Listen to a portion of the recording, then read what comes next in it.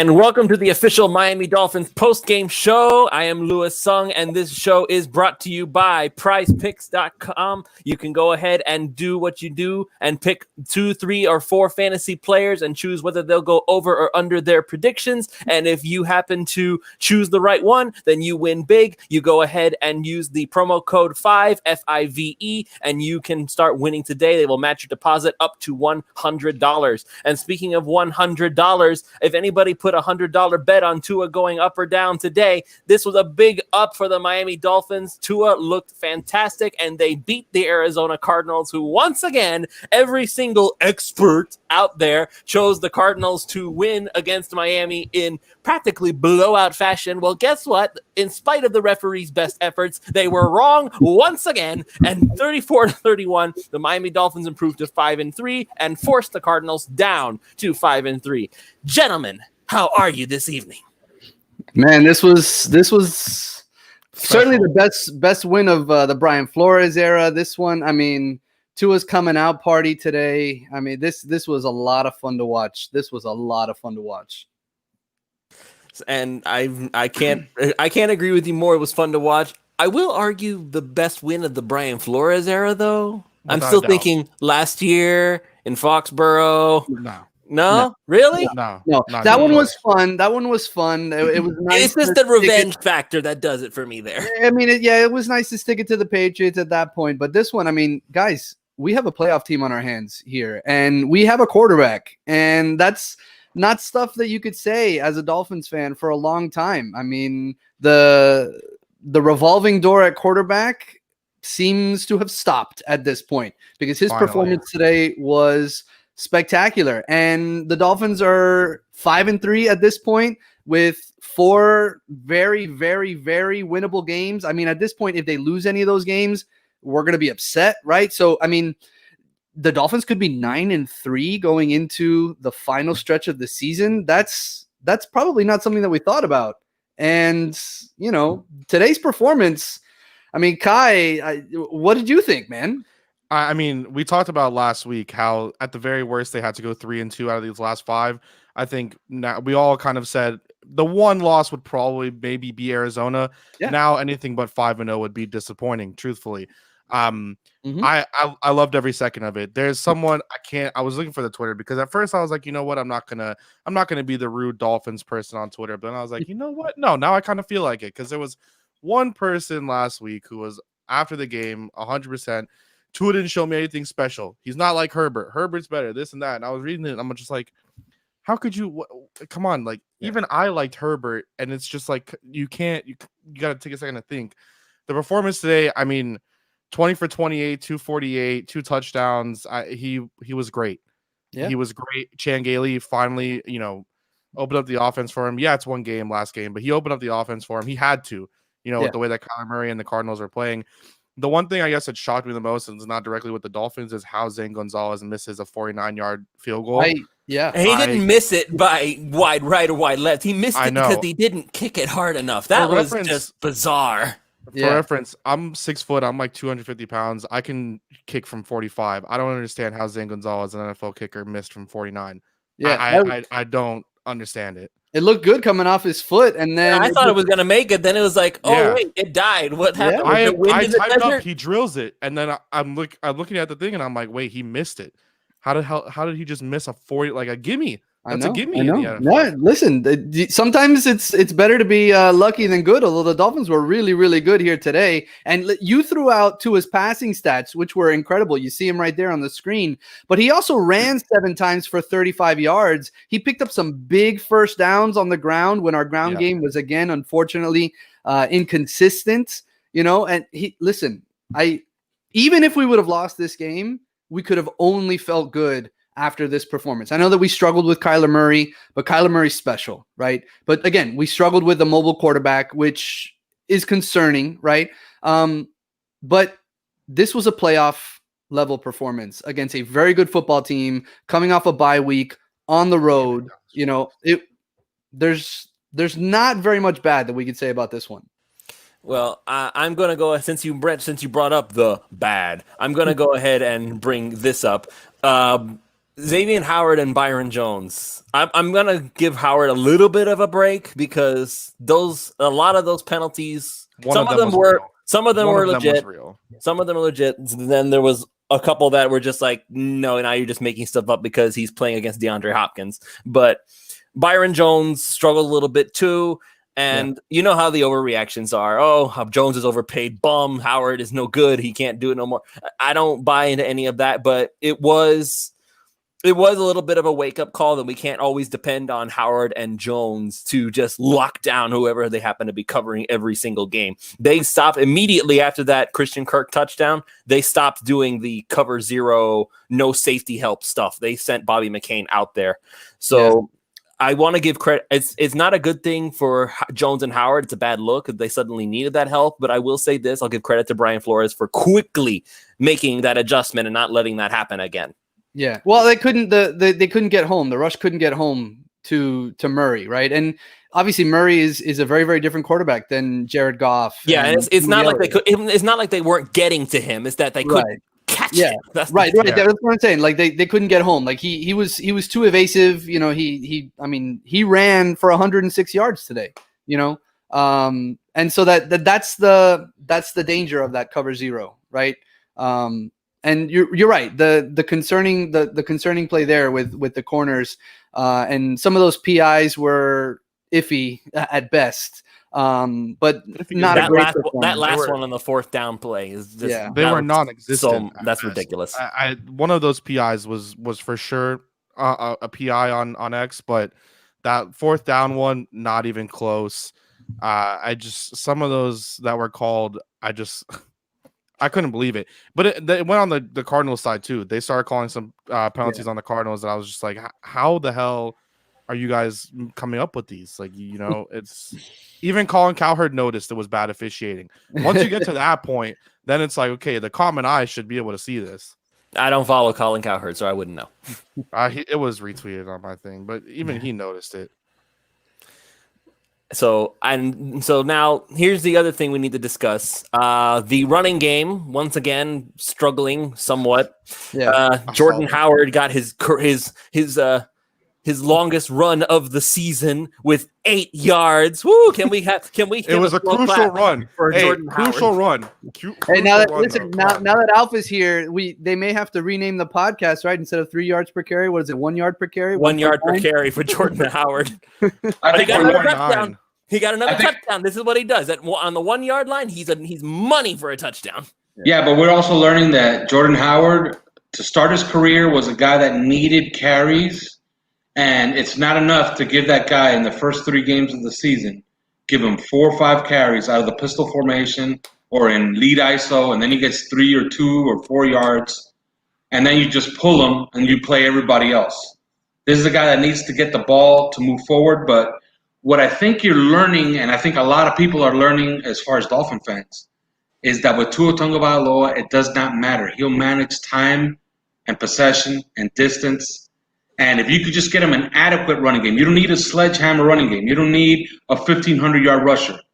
If you just need somebody to get you 100 yards, you need to get 100 yards a game on 30 carries, and he could manage his way to really efficient numbers and a lot of wins. And I mean, a lot of wins. You make a great point there. I mean, today you add it all up. I mean, 4 guys carried the ball. That's 25 carries in total for the Dolphins, 91 yards, 3.6 yards per carry. So it got close to that, right? It got close to that 100-yard marker that you want. The yards per carry at 3.6, that's better than what it's been over the last couple of weeks. So, you know, you like that. If the Dolphins, what you're learning is if the Dolphins get a superstar at running back that could get you 4.5 yards per carry, then you're talking about an offense that's going to average in the 30s as far as 30 points per game.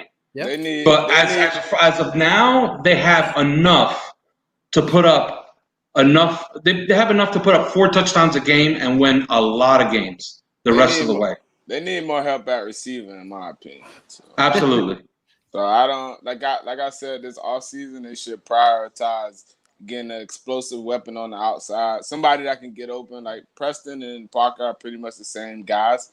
So, like I said, in the draft, Jalen Waddle is number 1 for me. I think he fits everything that you would want.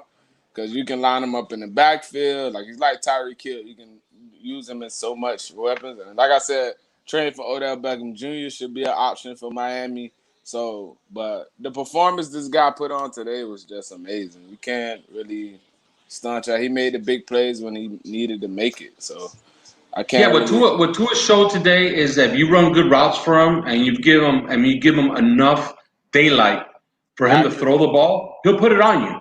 So if we can't, I agree with you that Waddle is probably like A1, 1A. But if they could get like a Devonta Smith, a guy that could do everything as far as the route tree, that's another guy that would help a ton. Oh, and by the way, I need to call Lewis out, Dave, Ethan, and Alfredo for going the other way on the pregame show. I was the only one to pick the Dolphins to win, by the way. Hey, I picked the Dolphins win earlier this week, so I'm going to join you on that, all right? You did. You called it this morning. And listen, you called the Tua prize picks too. You said over on prize picks for Tua, and you nailed that one also. Hey, I did say on the 3 yards per carry podcast that I didn't think they were going to win. But if they did win, you're talking about division, you're talking about playoffs, you're talking about winning playoff games. Yeah. So I think it's time to start changing that to Man, it's time to start talking about 10, 11 wins this season. No, I wouldn't go that far. I'll say 9 to be comfortable. Well, what about these? Well, listen, we were talking about this before you guys showed up. I mean, we've got 5 wins right now. The next 4 games are all against really, really winnable opponents. So it's not out of the realm of possibility. They're 9-3 going into those final 4 games of the year. I mean, at that point, anything can happen, right? 10 wins isn't out of out of the realm of possibility. 9 wins right now. 9 wins right now. You will have to say that 9 wins is a complete disappointment when you have the defense playing as well as. No. Yeah, they would have to go 4-4 down the stretch. Okay, 4-4 the rest of the way to go 9-7. That's a disappointment. The Chiefs to me is going to be a loss. So that's one. Yes. And the Buffalo I'll give you that one. Absolutely. The Buffalo game will be a toss-up, but we'll see. So but then what about the Chargers, Broncos, Jets, Bengals? Exactly. Yeah, it's the next 4 are winnable, and then we've also got the Raiders and the Patriots in there.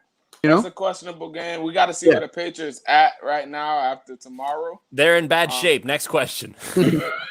Yeah, but you can't count them out. You got to always give Belichick his due. Obviously, they don't have the team, but you still got to give them their respect and see where they are. Because they're going to win tomorrow. They'll be 3-5 after tomorrow. Then they're going to – I don't know who they play next. Then they're going to magically win that game, and then they're 4-5, and we all in there like, oh. That's not Tom Brady at quarterback anymore. It's not about Tom Brady. It's the system they're running. Yeah. So with these next 4 then, with Chargers, Broncos, Jets, Bengals, what do you say they finish with at a minimum? Because 4-0. Counting in the Cardinals, so then 4-0, that puts them at 9. You think they don't win at least 1 or 2 of those last 4? Chiefs, Patriots, Raiders, Bills? I don't think they beat the Chiefs. I don't think they can. The Bills is a toss-up for me, and the Raiders is a toss-up because the Raiders is a pretty good team. So but they at least win 1 of those then, so I put them at 10. All right, here's the difference. Derek Carr can't run. He's going to get squashed. Well, listen, what we're talking about here, obviously, what we've seen here over the last couple of weeks, the emergence of this defense, right? And then Tua's performance today, right? What we're seeing here is a potential playoff team. So, we're talking about a stretch here that they could go 4-0 over their next 4, and that puts them into that conversation, right? And I kind of agree with Alfredo that the AFC East could be up in there. I think it's gonna come down between them and the Browns for the 7th seed. So I will have to see the Browns last couple of games of the year to see, and they're without Odell Beckham Jr., so that's gonna be big for them down the stretch. So we'll see, but I agree with you. I think they can win the division. Because I don't see, but Buffalo is so hot and cold, like you don't know what you're gonna get from them. So today they shredded Seattle, and then next week they'll go out and score 16 points, and you'd be like, oh, okay. But I'll give you a prediction. Their game against the Bills will be for the division title. For reference, right now they hold the last wild card spot. The Dolphins do right now, just for reference at number 7. So Yeah, I mean, listen, one of the things that we were talking about pregame was, I mean, and I know, and Jock, you're right. You're the only one that picked the Dolphins in our pregame show. But I think one of the things that we did talk about was that if they could open up the offense, then they're going to be in business, right? And Alf, you were saying that they had to put points up today, and that's what they did. I mean, this offensive effort from Tua, and he's spreading the ball around. I mean, it was something to see. Changeli, loosen the reins a little bit. What do you guys think? And what you notice about Tua Tagovailoa is, remember what we've been watching the last 4 years with Tom Brady, where it really didn't matter whatever he has as far as offensive talent, he'll make do because he's so accurate. Well, that's what Tua Tagovailoa does. Matt Collins is a good football player, but he's not a top flight wide receiver. Right. They ran that fade to Matt Collins. What happened? That was a beautiful throw. He put it right on him, where Matt Collins really has to screw that up to not catch it. Yeah. So going forward, they need a lot of help. They do need Callaway to get off of whatever suspension he's on. I think he comes back next week. Yes. Well, he was off this week already. He was off this week. Yeah, they just didn't add it to the. They just didn't put him on the. So he has to. Oh, we didn't see Kirk Merritt. No, we didn't. They need Preston Williams to get healthy. Yeah. They need to get some guy who's healthy. But if they do, Burrito and they have enough. We didn't have Burrito today either, so I think he's going to be a factor in the running game a little bit more down the stretch. But like I said, I've been on record telling people this anyway. Like, Tua is a left-handed Drew Brees, accurate distributor of the football. He's never do you really need a number one receiver with Drew Brees? No, because he really didn't have one until he got Michael Thomas across the bar. He was doing it with Marcus Colston, but you just need a guy who is good enough to get open and make do with what he has. But if he gets a number one receiver, then I don't think you can stop him at all. But yeah, he hit 7 different guys today, so he spread the ball around. That was good. I mean, one of the guys that he hit pretty consistently, I think, Lewis, you mentioned him in the pregame. You were looking for Mike Gesicki to play well, and he played pretty well today. What do you think? I was looking for Jakeem Grant too, and they both stepped up pretty big today, quite frankly. I don't know what happened to Grant that he got kicked out of the game for a little bit. I guess he pulled something or something along those lines, but they both came up big when it counted today, and I'm very happy about how it all went down. This is exactly what I was wanting, is for the Dolphins to let Tua be Tua. Just let him run the offense. Don't hide behind weird play calls and not letting him be that guy. That was my whole frustration last week, and now they finally let him do it, and this is the result. This is exactly what I was looking for. Now the Miami Dolphins have a guy that they can count on, and they have guys that can make some plays with somebody as accurate as Tua. Now they don't have to necessarily worry so much about if the offense is going to function or not. As long as Tua can keep doing what he did today against all the other teams, things are going to be smooth sailing from here on out. And it's a beautiful thing to watch. Now, the only thing that the Dolphins, that's not the right shirt. That's not the right shirt. Where's one of our Tua shirts? Where's one of our Tua shirts? Oh, we got to get one of those. I already put it out the ad. You got to go get that Miami Tua 2020 shirt. There you go. Yeah, but we got the new shirt coming too. Oh, the defense one? Yeah, the defense one. I mean, they made the big play early, and then they just kind of held on there towards the end. I'm gonna be honest with you though. I do think we have one issue. The Dolphins can't win with the pass rushes. Like they have to create like pressure with exotic looks and stuff like that. And none of the pass. So what? That's what the Patriots have done for years. That does not work in the playoffs all the time. You have to have today, if you notice today, what the Cardinals started to do, they started to double Emmanuel Ogbah. Whenever we will have our exotic looks, they decided, okay, Kyler Murray can handle the A-gap pressure. We're just gonna double Ogbah on the outside and then try to get away with it. And it actually worked. It worked for most of that game. Yeah, Ogbah can't win one-on-one though. That's the only problem I have with him. I disagree. He's been really, really good this year. All his sacks have come from pressure, looks. One-on-one, he's not winning. And that you can go watch the tape. Alpha, I know you do. But if you watch, they're bringing some type of pressure, some type of exotic. It's okay if you can't win one-on-one. It's hard. Like it's not that many premier pass rushers in the league. but I think that's going to be a problem going down the stretch for Miami, in my opinion, for the defense. Because the corners, it's putting a lot of stress on the corners. As you've seen today, we got a lot of, I'm not going to call all of them pass interference calls because I was just like, Jesus Christ. Yeah. Like, there were some tough whistles. Yeah. Let them play a little bit, but God damn. Like, you can't disrespect Nuke. I mean, listen, leave him alone. The good thing is, like the guy, they were getting to Murray, but obviously Murray is such an elusive player and he's so dynamic, and he was getting loose. I mean, there were times where they should have had a sack, and they would have had a sack against probably the vast majority. Pretty much anybody else. Yeah, but Murray's just so slippery, you can't, like a bar of soap, you can't get him. Right, and which is why they had to back off that cover zero blitz and things like that. But then you look at the rest of the schedule. I mean, Justin Herbert, Drew Lock, whoever the Jets have, either one of those guys, Joe Burrow. I mean, none of those guys are anywhere near as elusive as Murray. Right? So the pressure should be able to get there. I'm excited for next week though, because I do want to see Tua versus Justin. That's going to be a great matchup. Justin's been playing out of his mind. Tua has played out of his mind in this last start. It's just I'm curious to see how that game goes. I know it's going to be a close one though. I think that I'm not convinced that the pass rush is necessarily going to be an issue moving forward. Like, listen, again, the Miami Dolphins and the New England Patriots both. The Patriots have not had a premier pass rusher. And when they had one, it was Chandler Jones, right. And they sent him away to the Cardinals for him to become a Hall of Famer. It's still their pass rush. Everything still remained fine for New England. They were able to do whatever it is they wanted on defense, and everything was wonderful because they were doing exactly the same thing that the Dolphins are doing now. They relied on their corners to make stops, and then they sent a bunch of guys after them. It doesn't work as well when you have mobile quarterbacks like Kyler Murray, because if all it takes is one miss and there's a guy wide open down there. I want to just ask this question to you guys. What's the difference in the league at quarterback now than when the Patriots are winning? Every quarterback in the league that the Dolphins are going to play in the playoffs, Patrick Mahomes, Lamar Jackson, Joe Burrow, Justin Herbert, these guys can move from the pressure. So that Jackson and Mahomes, yes. Burrow and Herbert, I'm not worried about taking off and making guys miss. Yeah, I mean, Josh Allen can move. Allen, yes. Allen.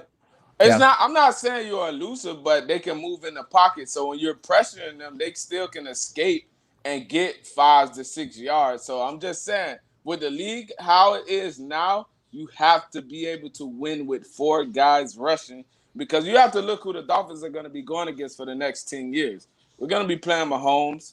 We're going to be playing Lamar Jackson. Trevor Lawrence, if he somehow sneaks into this division or in the AFC, God, I hope he's not sneaking. He has a red carpet in New York. So you know what I mean. But I'm just saying, the reason why I'm saying the win with 4 would be more effective is if you want to win long term. But I'm just saying how the league is moving towards now. You have to win with 4, just because you can't blitz Patrick Mahomes. You can't. We're not going to be able to blitz all these quarterbacks because soon they're going to be able to beat us. I'm talking about to compete going forward. I'm not saying right now. Obviously, right now, what we're doing is going to work. We're going to work it to the playoffs. But I'm just saying, in the playoffs, who's going to be the 2 seed potentially we would play? Well, you know what? I really do trust Brian Flores, because what he's doing is extremely tricky. Today they got beat on some of that trickeration, for lack of a better word.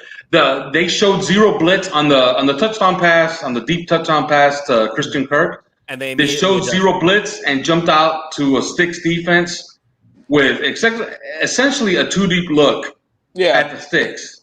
And they trusted their corners, and Byron Jones just got beat. Yep. But you don't trust that, you're going to get beat all the time. So I think that Brian Flores still has a few tricks in his bag that he's going to bring out as time goes on. And of course, they could always play more zone. They could always play more 2 deep. So you can mix up it, but I'm just saying it makes it way better when you have a guy that on 3rd down. Here we go. Let's go. He's gonna win us this pass rush. Like, no one's arguing that. No one's arguing that. Now, even the Chiefs with that dynamic offense, what did they go do the offseason. They lost to the Patriots. What did they go do the next? Yeah, they got Frank Clark. Yeah. Yep. Yes. Yeah. Hey, Michael, you just came in here late. What'd you think, man? That was, dude, I had to watch that game from Disney. I'm like watching on my phone because we had people visiting. So I'm over there, but I'm not missing it, right? So I have to watch it on my phone the whole time. My phone dies way too quickly. So then I had to borrow my friend's phone and use up his data. But it was a good game that showed where this team can make it to, right? Like this team, and we've seen this from the beginning of the season, they can compete with anyone. Right. Our worst game of the season arguably was that first game against the Patriots where we weren't really hanging in there and it kind of looked out of reach. But since then, we've been super competitive and now we're pulling them out. But let's go back to that first game because we talked about it on the podcast. We're talking about months and months and months of preparation for Bill Belichick. And they were life and death in the fourth quarter to hold on to it. And they had a touchdown in the last 4 minutes. And Ryan Fitzpatrick threw 3 interceptions in that game. Yeah, and that's what I'm saying. If we play our best game, they probably lose that game. Yeah, and that's what's really, interesting about this team is that was the worst game I would say we've played so far this season. Yeah. Right? Yeah. And it's just been uphill since then. And what's crazy too is, you guys say it on the podcast on 3 Hours of Carry, this team with Brian Flores is constantly improving. And you can see it statistically, you can see it in the players. You just saw it in Tua from his first game to now, right? Like he looked more comfortable. He made some decisions that you were, feeling better about. The play calling started opening up a bit, which the play calling was still, what it is. But you're seeing this team improve every week. And it really feels like at this point, if the defense keeps playing the way it does, I don't think there's a team in the league that we can't keep up with. Even the Chiefs and the Steelers, yes, they're really good teams, but we're going to be in the games with them. And so at this point now, I'm thinking playoffs is kind of expected for me.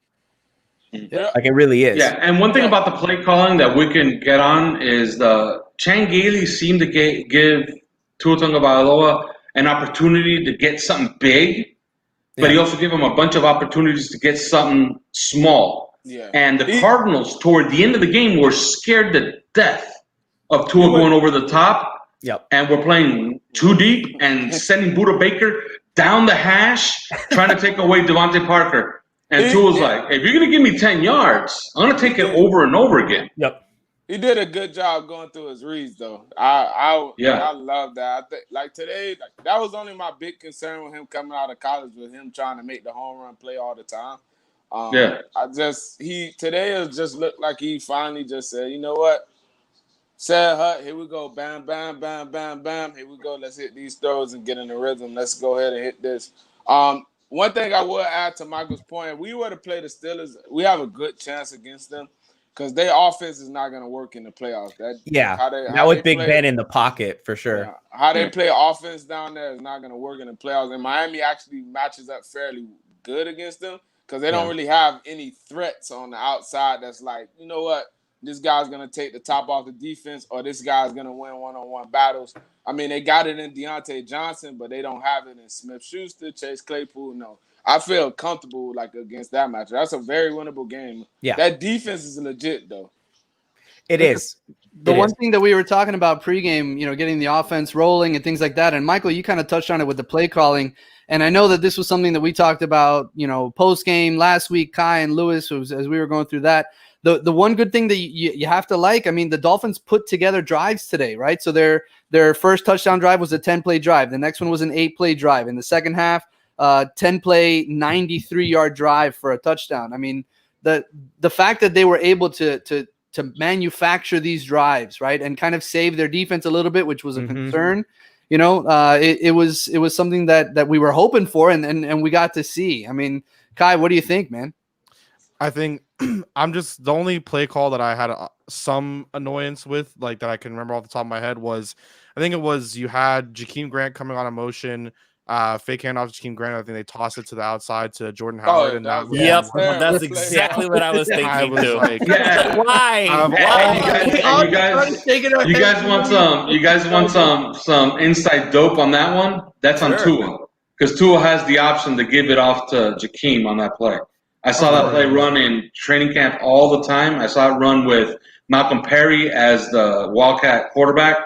So Tua has the opportunity there to Right. give it off to Jakeem. And I guess he made the decision. Okay, we're going with the pitch. And it didn't work out. So I still think you Hopefully put he Jordan knows better Howard in now. that position, though. Yeah, it's it's his choice, but why would you put Jordan Howard in that position to be that back? Yeah. I guess just the only thing that I have Savannah issue Med with. should have been the guy if Yeah, you're gonna I do like. something like that. I love no, but Ahmed played a great game today. He did. really Yeah. what his touches that he had, he really was getting what he was getting, and it was great. Well, they But- brought him off the practice squad. What was it? 3 weeks ago? 3 or 4? Just about, yeah. I think So I mean, we had heard about him, and we were all like, apparently they like him, but I didn't know much about him he coming played- into it. He played well at Washington. He backed up Myles Gaskin for like 2 or 3 years, and he finally got his opportunity. I think his last 2 years, and he played really Yeah. well. But is Gaskins out for 3 weeks? yeah. At least. Yeah. Jackson looked kind of rusty in that first half, but he kind of picked it up in the second half. Well, I was just because What finally happened with Solomon Kinley? I saw Jesse Davis at right guard. Was he fine, or Yeah, is he they made a benched, or decision. what? They made a decision in the second half. I mean, the second quarter, they went to Austin Jackson at left tackle and put Jesse Davis at right guard. And I noticed that they did it twice on passing downs, and they decided we're just going to stay with this the rest of the way. I guess they decided this is our best pass blocking offensive line. I disagree, by the way. And they just went with it. So he's not hurt. He just got benched. Yeah, he just got benched. I disagree with that one too, Al, because the kid been Yeah. playing well all season. Yeah. And then I agree. Especially in pass blocking, especially in pass blocking more than anything Yeah, else. because people think that Solomon Kinley has been just great mashing people down the line on lead ISO. No, he's really good as an anchor. As far as pass protection, he's really good at that. Mm-hmm. But for whatever reason, they decided we're going to go with this because we're going to have to throw the ball to win this game. So we're going to put – because they didn't want to bench – look, it's as simple as this. Robert Hunt played well, and they didn't want to bench Robert Hunt. Yeah. So they said, where are we going to go? And they benched Jesse Davis was Kinley. playing terrible in that first half. I was like, Absolutely. Jagari's completely right.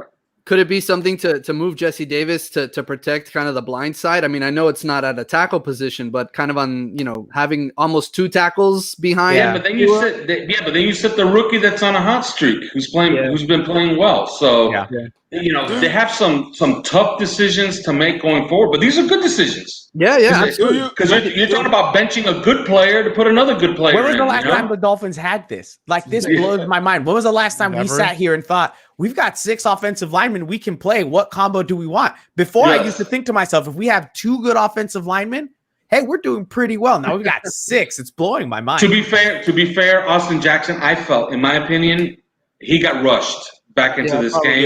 Yeah, because he looked a step slow. He didn't look like the Austin Jackson before the injury. He looked a step slow. He looked like guys were beating him when they weren't beating him before on the outside. So I guess this is something they're going to work on during the week, and that's a great thing with a win.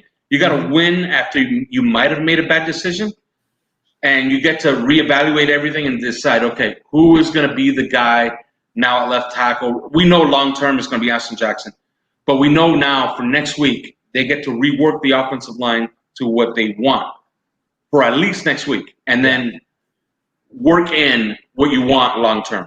That's what we have to remember.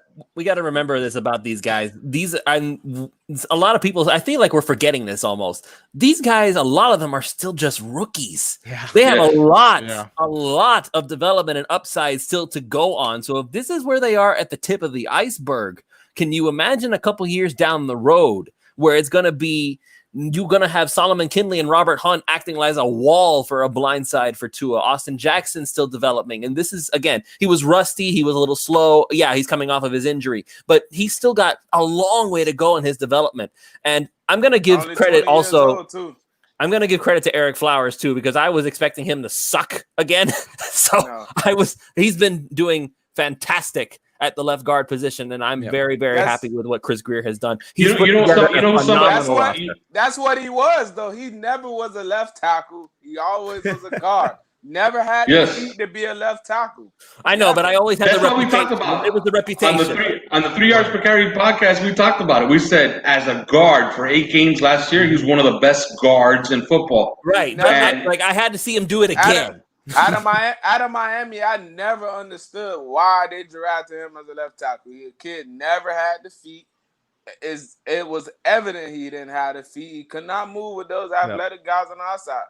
Move the guard. It's okay. Everybody's not made to be a left tackle, baby. Leave it to a New York team. Listen, let the New York teams do whatever they want. It's working for the Jets. It's really working. Hey, and let's give some credit where it's due. Gerard Alexander, our DB's coach, New Yorker, out with COVID, and also Marion Hobby was out with COVID. Those guys usually run the substitutions on the defense, and today it was Brian Flores doing all the substitutions. And I don't know if you saw him on the sideline; he was running up and down. And we actually got caught. We actually got caught one time with 10 men on the field. Yeah, and we had to call a timeout. So he deserves a lot of credit because he was doing 3 jobs today. He was running the team as a head coach, and he was actually running the substitutions on the defensive line and on the DBs. So a lot of credit to Brian Flores. To piggyback, you got to get a tight ends coach some credit too, who actually has quarterback. Yeah, I was about to say that. You beat me to it. I mean, it was great. The way that this team came together, like the staff came together. I mean, this is a great win. We can't walk away from this feeling negative at all. I mean, were there some breakdowns in the secondary? Yeah. I mean, but right. I mean, this is we're moving in the right direction here, and it's exciting. It's exciting. It's a beautiful. And can we get something? And let's go all the way around on this. Xavier Howard and DeAndre Hopkins have a thing going. Yeah. Who won today? Because I couldn't decide who won, because we have to give credit to pass interference calls. They count. Okay. Yeah. So if Tua Tagovailoa threw, that Tua Tagovailoa, by the way, threw for 80 yards on pass interferences today. Okay, those matter. Hey, who won today? X or Hopkins? If they can't cover you and you drawing pass interference, that's not your fault. Keep throwing it. But I will say this: the Dolphins' game plan against DeAndre Hopkins was phenomenal. They held it without a catch at the half. Xavier Howard, 30 yards. To me, Howard was some of those pass interference was questionable, but I think Howard played a very good game. I agree. I agree with Ro. I'll give it to Howard, right? Let's just say you take away the pass interferences and make them catches, right? You still held officially, by the way, before you keep going, officially 74 yards in pass interferences to DeAndre Hopkins. So that would have been 103 yards. 103 yards. Yeah. I mean, I still give it to X. I mean, Hopkins is. He's dominant. He's dominant. He has to be at least top 3, top 5 wide receiver in the league. The best. I disagree. That's why I'm saying at worst, right? I disagree with that because I think him and Michael Thomas are kind of overrated just because they're high target guys and they don't. I put Hopkins over Thomas for they sure. Don't that's a hot. Let me get on record. Let me get on record. Julio Jones has been the best wide receiver in football since year 2 in the NFL, and he's still the best wide receiver in football. The best Davante Adams. The best receiver in the league is about to play tonight. He's gonna have on 81 for the Buccaneers. Oh God! Nobody can refute the point that Antonio Brown. No. Was the best. He's been the rest. Sorry, he's Jakari. The best receiver. He's the best receiver in the league. He's not. Oh my God! Okay. No, he's not. No, he's not. I listen. If a healthy AB right now, I'll take him over DeAndre Hopkins, Michael Thomas. No. Yes. No. Taking over Davante Adams right now? No. Adams. I'm a Julio guy, and you're not going to move me off of that one. Listen, but see, it's like this is the thing. At receiver, this is how it goes. You're either a guy who likes big body receivers who can catch. Like Julio Jones is an anomaly. Like he's the only big receiver I've seen who can run routes. Great speed, all that. But all the rest of those receivers, you either like smaller guys or bigger guys. And I like the smaller guys, so I like the Odell Beckhams of the world. I like the Davante Adams, Keenan Allens, and I like Amari Cooper. I don't see Michael Thomas and DeAndre Hopkins as that great of a threat because they don't scare you defensively.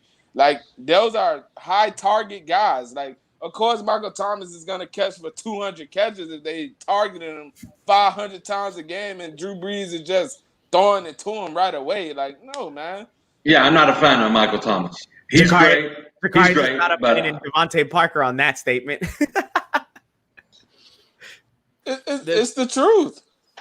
Well, let's go around. Let's go with Michael, and then let's go Kai. Let's go Lewis. Let's go David. I already made my piece. I'm a Julio Jones guy. Period. Receiver right now. Best Until he puts on the yellow jacket, he's the best wide receiver in football. Period. So let's go with Michael. Who's the best wide receiver in football right now? Shoot, I might have to go Adams. I think Julio's amazing, but I think Julio's moving towards the end of his career. Like he's close to that. No. I'm not saying he's bad. Hold on. I still give him top 5 in the league right now, but now I put Adams ahead. His quarterback is terrible, so that's why his numbers going down. But personally, I give it to Adams right now, but I'll give Julio Jones. I'll give Julio Jones a really close second on that. I agree. So Lewis? I'm gonna say DeAndre Hopkins, seriously, but I will. Here's a dark horse for you. Here's a dark horse for you. Here's a dark horse for you. DK Metcalf. No, brother. No. He's on the way. Just for the sake of what he did the other week. That's a scary man. Sorry. Hey, it's not right. I'm gonna put the DK Metcalf thing to rest right now. When they play Arizona, what did Patrick Peterson do to him? How many catches did he have? He can't run routes. I said a dark horse. No, man. He can't run routes. All right, David is next. Let him get his word in. I think I would actually go with Hopkins as well, but my dark horse would actually be Stephon Diggs because he's been awesome. Stephon Diggs is really, really good. But I think I would go Hopkins if I had to pick one. Well, now that we have Manny, I guess Manny could get in on this too. Who's the best wide receiver in football? You can't say listen, ever since he's come into the league, it's been Julio Jones. It will always be Julio Jones. The only bad thing is he plays on a sorry ass team. But Julio Jones, to me, man, he runs routes, he goes for the football with his hands, and he creates plays. Nothing against Antonio Brown, but if Antonio Brown loses his speed, it's game over, bro. That's it. What? Hold on, wait. Megatron was still in the league, wasn't he? Wasn't Megatron still in the lead when Julio Jones started? Yes. Yeah. I believe so. Okay, yeah. So Calvin Johnson, that's a whole nother level right there. Like that, I don't know. Now Julio's been 1A1B. Him and AB is the top 2 receivers in the last 10 years. Royal, man. Yeah, okay, Roy. That's the end zone, bro. No. That's my only problem. That's my only problem with Julio Jones is that he don't score a lot of touchdowns. AB is scoring touchdowns, and that's why I went with AB. Yeah, I think Big Ben and Tom Brady are throwing him the football, and you had Le'Veon Bell in the backfield. You kidding me? And it's gonna be the same thing tonight when he catches 2 touchdowns tonight. Oh, it's Tom Brady. You're calling 2? I'm taking the under on Price Picks. I was gonna say you're going over on AB and Price Picks. Oh yeah, AB. All right, let's bring it back. Let's bring it back to the Dolphins. We completely lost the Dolphins here. Yeah, let's bring it back. Let's bring it back to the Dolphins. We know who we have at quarterback, and we're pretty happy with that. But I think that I'm going to lean on what he's done in his career and say they got to start calling stuff for Jordan Howard, and he should be the lead back at least for the next 3 weeks. So I want to go with Jakari first. Does Brady come back next week and automatically Jordan Howard's back to being inactive, or is Jordan Howard the new bell cow back for the Miami Dolphins? With Tua in the game, I think Howard fits better just because he can wear the defense out, and with the RPO game, it's kind of better for Tua. Burrito's more of a home run hitter guy for me, so I would use him more in the passing game. But I agree with you. I want to see Jordan Howard get more touches because he's a touches guy. He needs, it sucks to say, he needs 30 carries for 100 yards. It's nothing wrong with that. The Steelers did it for years with Le'Veon Bell, where he had 35 carries and 120 yards. It's okay, but that's if you want to run the football, I think Jordan Howard's the best option you have at the moment because he's going to. And they had it during the broadcast today. They put up Jordan Howard's career numbers, and carry 1 through 6, he averages like 2.4 yards per carry, and carry 7 through 25 and up, it's 4.2. Yeah. So it tells you that he actually gets going as the game gets longer. Well, what takes him so long to get going then? Why do you have to wait that long? Some guys are running back are rhythm guys. They just, as the game goes, they get stronger. Ricky Williams was the same way. They used to feed him the ball, and by the time that third and fourth quarter came, they done ran it. He done ran it so much, he done got into a rhythm. That's why when you see those guys break long runs, they've been picked up 3-4 yards. 4 to 5 yards again, 6 yards again. Next thing you know, 50-yard touchdown run. So it's okay it's backs like that in the league. It's not, everybody's not Dalvin Cook and Saquon Barkley. So Zeke Elliott's the same way. Once he start get going, that's it. He rolling. Yeah, and I mean Michael, that's also same question. Yeah, that's also a product of the defense breaking down. That's also the product of the defense getting tired, right? Like it's them getting in a rhythm, the defense breaking down. I'm surprised we haven't seen more of Howard since the start of the season. I thought he was going to be the number one guy. It seemed like a good fit. The power run seemed like something we were going with. Personally, though, I want to see Breida get some of the full touches from the start of the game. I want to see how he does. I'm not discounting this whole Howard thing. I do agree. I think he helps in a lot of ways, especially in short yardage situations, which is why I always disagreed with him being inactive. The 1 yard line at the goal line, he's a shoe-in for a touchdown with Chandler Cox leading the way. But I want to see what Breida can do full-time. I do want to see it. I don't think he had that chance ever with us. I don't think he really ever got that chance very much in San Francisco. I want to see what it could be like if he's our lead guy for a game and you rotate Jordan Howard in. Reggie and then Bush, if that Reggie goes really Bush, poorly, Bush. then I'll back off of it. But I think we need to get Breida some touches. Breida was the lead guy in San Francisco for a while. I just think he got hurt too much. He did. And if he gets hurt again, then you just give it back to Jordan Howard, right? Because we have those different guys. But I think Breida can make things happen. I've been wanting more Breida's touches for a few weeks now. So I say if he's healthy, give it to him first and then Howard second. All right, Lewis, then David. As far as I'm concerned, I want to see Patrick Laird. I know the one carry he had, it was an awful handoff that he bobbled. But seriously, whenever you see Patrick Laird get on the field, 9 times out of 10, he makes something happen. You can't really question it. It just kind of happens. So I want to see more of him. Seriously, I don't know why it's a controversial thought to see more of Patrick Laird. Every time he's been on the field, he does something good. Except for that one little hiccup at the end there, and it gave Jason Sanders a chance to make his career-long field goal. No. I mean, for me, I actually want to see DeAndre Washington, who they picked up, who wasn't available for them this week, right? And he'll be available next week, right after the COVID protocols. Because to build off of what Jock said, I don't think the emphasis is going to be on like getting Jordan Howard rhythm so much as it's going to be getting Tua the rhythm. And if you saw the way that they used the backs today, I mean, Ahmed was in there the majority of the time, I would guess, right? And he seemed to have been the type of back that Tua kind of played off a little bit better. I mean, Howard led the team with 10 carries, but he only had the 19 yards, right? But I think Washington could be an interesting weapon because he can do all those things that we've seen Breida do, right? And so if Breida's not ready to go next week, I think I'd like to see Washington get a chance at it. Although I'm sure, Howard will be active and Howard will get the goal line touches and stuff like that. But I don't know that they're going to carve out the, 10 to 12 to 15 touches that Howard's going to need in order for him to find that rhythm. I don't know that that's on the table. Like it slows us down a bit too much.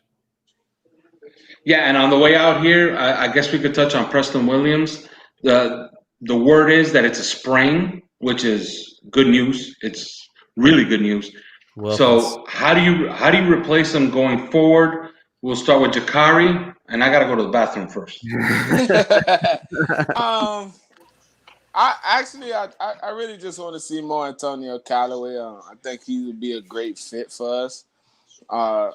Mac Hollins played pretty well today, so I guess but to be honest, the answer is give Gesicki more looks. Start building the offense out around Gesicki. I know he lined up at receiver a bunch today. I mean, he was lined up against Patrick Peterson, so it's not the best matchup to go at. But I think Gesicki will be the answer going forward to replace Williams and getting those other guys, Perry, Bowden, and Callaway. I want to see what they can do. And Jakeem Grant actually has played. That's what I was going to say. There it is, Jakeem Grant. That's what I wanted all along. So those guys, but I'm saying to replace Preston Williams, like you know, Jakeem Grant's gonna be there, but to replace him, I want to see Gesicki more in that role because those guys present matchup nightmares with that thing, man. That like and the RPO slant thing is beautiful throwing to those bigger receivers. So that's my opinion. What do you guys think? Yeah, I was gonna say Grant as well. Like I know Lewis is super on that Grant train, and I am too. I want to see Grant get more touches. I mean, he's an explosive guy, right? He breaks the one tackle. You can easily see him get another 10, 12 yards. So I say get Grant some touches, and then Antonio Callaway too, right? We all think Antonio Callaway can do some stuff. He wasn't terrible when he was in Cleveland. Just got to clean up his act a little bit with some of the stuff that's going on. And so he's a good receiver. Yeah, I say Grant and Callaway, give them a lot of those touches. I know they don't bring the same size, but get them in, see what they can do, get them the ball in space, and see how much they can create. My argument is that I don't really think we need to replace Preston Williams. That's the thing about it. We don't need to replace him per se. As a matter of fact, I feel like that going forward, the Dolphins might be in a better spot if you find somebody who can do a different role than what Preston Williams does. You already have Parker, who's the 50-50 guy. So if you have one 50-50 guy, one speed guy, one possession guy, you can at any moment do anything on the field. But if you have Williams and Parker together, then that's two 50-50 guys, and now you have to kind of pick what other kind of weapon you want on the field. Do you want speed? Do you want that reliable guy? I feel like there's more versatility with Preston Williams and Parker not on the same field together. Now, there are going to be times where you're going to want them both out there. Like, for instance, if you need to throw a Hail Mary into the end zone, you want both guys out there to jump up and catch it. But I feel like that by getting now Jakeem Grant more involved, Malcolm Perry more involved, Antonio Callaway when he finally gets out there, there's going to be more opportunities for the Dolphins to be a more versatile offense. So I don't really feel like we need to replace Preston Williams at all. In fact, this is going to be a very interesting experiment to see what the Dolphins can do with different skill sets. Yeah, I agree.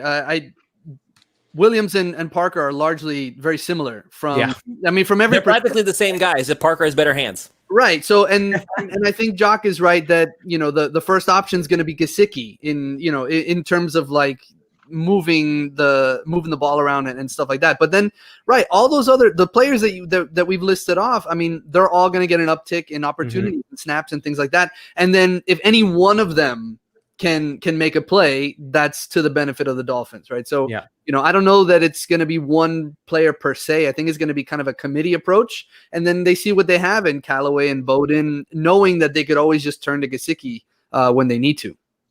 Yeah, and on the way out here, and I guess we could close with this. 3 weeks ago, I said on one of our pregame shows, Dolphins needed to be 5-2 after the next 7 if they were serious about making a playoff run. They're 3-0 since then. Yep. Okay, so now they have to go 2-2 in the next 4. I look at the next 4 and they're winnable. I want more. So let's just keep it simple. Let's keep it to the next 4. Okay, which is what we talked about on a pregame show 3 weeks ago. They've gone 3-0 since then. So what do they have to do the next 4 to convince you that this is a playoff team and a contending playoff team? Maybe even division winner, maybe. Jakari. Just keep doing what you're doing and letting Tua build up to where he's coming from. Obviously, it's going to be a little bit tougher with the offensive injuries that we have and, trying to figure out what we're going to do with the offensive line going forward. Yes, but I think just continue to do what you're doing. The defense is playing great. They're only going to get better. We keep forgetting about the running back position that we have Washington coming next week. Who will be eligible to play. So I just think we just got to continue doing what we're doing. Over the next 4 games, you got 4 winnable games. Don't go out there and take no opponents lightly. And we haven't turned the ball over. That's been the best thing about the whole situation. Yep. And let's just continue to build on what we're doing. And I think we can go 4-0 down the stretch going against 2 rookie quarterbacks. And New York. And the dumpster fire that is the Jets. Yes. And Such a good day. And Drew Lock doesn't look like he's the guy in Denver either. So I just think the Dolphins have to continue doing what they're doing, and we'll be 4-0 down the stretch. 3-1 possibly. I do think the toughest game in that stretch will be the Chargers because they present the problems of rushing the passer, and that can get. All you got to do is against the Chargers, you got to make sure that you fall behind by like 16 points in the third quarter, and then you got them. You got them. Yeah. All right, Michael, next. Yeah. For me, you gotta do two things. The number one thing is I think Tua is going to continue to improve as he is. So I'm not worried about him at all. You got to figure out your running back situation. You can't just keep rotating guys, getting different stuff in. Figure out what works for you and stick to it. If it becomes matchup based, fine, but make a plan and stick with it. Hope your guys stay healthy. And two, the defense isn't going to score every week, right? That's just not sustainable. But I've forgotten all about that Shaq Lawson fumble recovery touchdown. That was huge. I know it's so early. I completely forgot all about it. The defense on the WhatsApp chat that I keep with my 2 3-yard per carry mates. One of them said, I think it was Chris. Chris said, the problem here is that our defense has to go out there again right away. Yeah. And I said, that's a problem. Why? It's the defense isn't going to score every week, but the defense just has to continue playing how they have, which is bend, don't break, right? If they're going to get some yards, but you stop them on third down, you stop them in the red zone, you make the crucial plays at the right times. That's what's going to help, especially with Tua at quarterback. So if they continue to play that really solid third down defense, stopping those big plays when you have to, right? Like they did that fourth down stop. They keep doing that. We don't need any more from them. If you score, great. That's a cherry on top. But keep doing those key plays. You figure that and the running back situation out, I think you can easily go 4-0 these next couple games and easily be on your way to the playoffs and looking at that division spot. Lewis. Honestly, I think that what Jakari said is right on point. Just keep doing what they're doing. Continue to improve. Continue to find ways to make things happen. The only thing that I will say is that I need to see Xavier Howard and Byron Jones bounce back next week. I need to see them go back to doing what they were doing. I want to see them have success in that cover 0 and show that, yes, this was just one of those games where it's more about Kyler Murray running all over the field and making things happen than it is about the fact that they can't cover. I'm sure that they're still good. It's tough to play cover 0 that much and not get beat. Now we're gonna give us some touchdowns. I'm sure they will. I'm sure they will get beat here and there. But what I want to see Byron Jones and Xavier Howard go back to being what they have been for the past few weeks. DeAndre Hopkins is no joke. I understand what happened. Christian Kirk and Andy Isabella and them, they're burners, and neither Jones nor Howard have that just running down the field elite level speed like they do. So I understand what happened there. But I need to see them go back to doing some really good coverage, because that's really what the defense hangs on, is the ability for the secondary to keep the wide receivers covered. So as long as that happens, there's really no ceiling for what this team can do. If Howard or Jones goes down, however, we might have a different discussion. Yeah. Well, I mean, we saw the issue when Byron Jones went out against Buffalo, right? And then Noah Igbenogany was in there, and it was a disaster. I mean, for me, listen, 3-1 has got to be the floor, right? Yeah. 4-0, you can't assume 4-0. I mean, that would be a 7-game win streak at that point, which would be incredible. 5 Reasons has a couple people on the Zoom calls for the Dolphins. Kylie R. Wang at Twitter on Twitter. She says that Brian Flores said this: Tua did his part. It wasn't a perfect game. We made some mistakes, like we all did. I definitely did, but we fought back as a team and we made the plays at the end. I think that's the key. This team just needs to continue to make plays, right? They need to continue to fight and continue to make plays. And, if they do those things, they should have an advantage over the course of the next 4 weeks. I mean, going to Denver, that's never easy, right? Even if they have, a subpar quarterback or a subpar team, subpar D, whatever. But so, if we're talking about the playoffs here, at least 3-1 over the next 4, and then hopefully 4-0, so that they can set themselves up for that final stretch. Because those final 4 games, they're not easy by any stretch of the imagination, right? No. They're not, we're not going to get rolled either, but you don't want to rely on maybe having to go 3-1 in that final 4 stretch. I agree. All right, on the way out, and then we can leave. There's pretty one big thing game tonight. There's Bucks, one. Saints. You wanted to say something, Lewis? Yes, there's one thing that we need to address, and this is the last thing that we have to talk about. Everybody in the chat, I want you to listen right now. This is very important. I need to see right now, all of you, I need to see F's in the chat for Ryan Fitzpatrick's beard. It's gone, folks. We saw him on the sideline. The majestic beard has been trimmed down. It's gone. We may never see it again. It's very sad. I want to see F's in the chat. On the way out, Bucks Saints. Two predictions. Who wins tonight? And both those quarterbacks, Tom Brady, Drew Brees, are 1-2 in touchdown passes. That lead could change over and over again tonight. When they retire, here's the first prediction you had to give me. When they retire, who's going to be number 1 in touchdown passes? And then who wins tonight? Jakari. Brady's gonna probably play longer than Brees, so I think he's gonna finish with about 600 touchdowns. So I got Brady, and I got the Bucks winning tonight, and AB 2 touchdowns. All right, Michael. I hate to agree with the guy who said Antonio Brown's the best receiver in the league, but I'm gonna have to agree with Brady. Brady, I do agree completely. Yeah, I think he's gonna play longer. I think Drew Brees is closer to the end of the road than Brady is, so I say Brady with more touchdowns, and I think the Bucks win this one tonight in a larger margin than I think a lot of people would expect. But I don't give Antonio Brown 2 touchdowns, so there's my difference. He's starting. He's starting though. He's starting. He's on the field already. I'm gonna pick the Bucks just because they have so many weapons. It's hard to imagine them losing at this point. But I'm hoping that Drew Brees turns out to be the better guy. I just don't like Tom Brady. I'm sorry. Can't disrespect the GOAT. Yeah, he's not. He's not. Okay. Yeah, it's Brady and the Bucks. Bill Russell won a everything bazillion that's been said rings. already. He's not the best player ever. Brady's the best player ever, brother. No. Yeah, I tend to agree. Brady's gonna play longer. Yeah, He's gonna play longer. I've watched him a lot this year, and that guy has another gear. You give him weapons, he's still a great quarterback. You give him weapons, he's gonna put up big numbers and get you a shot at a Super Bowl.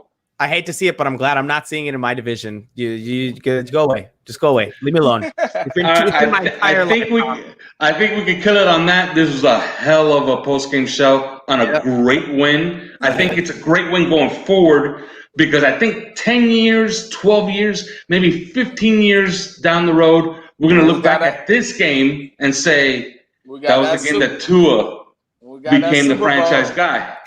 And he did it beating the guy he beat way back in college. Yep. You can see the look on Murray's face when he missed that field goal. Oh, yeah. Oh my God. Murray said, I lost to this guy again. Awesome. Who knows? Maybe they face each other in a Super Bowl in a couple of years. All right. That's it. That's it. We will do it again. We will do it again next week. All right. As we pregame, I guess the Chargers, right? Yeah. The Chargers next week. Yes, so it's Justin Herbert. It's the number 3 versus number 2 in the last draft. Direct comparison. Lots to talk about on that one. Yes, there'll be plenty to talk about on that one. Hopefully, Emmanuel Ogbah has a lot to talk about on that one too, right? That would be nice. And that defense. All right, that's it. All right. We will talk to you guys next week.